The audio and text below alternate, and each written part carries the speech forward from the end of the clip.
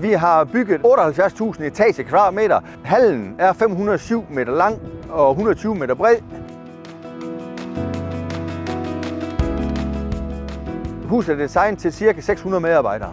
Det er normalt, som har i dag 8 forskellige destinationer, hvor de har lager.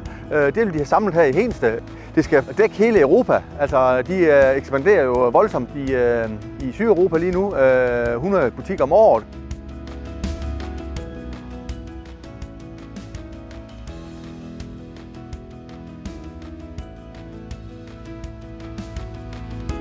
For eksempel taget, det er ikke tagpap, det er folie. Således at vi kan lede regnvand direkte ud i åsystemer her i området. Der er i alt 80 læsseramper. Når de kommer til at køre mest her, så kommer der mellem 200 og 300 lastbiler i døgnet her til normalt.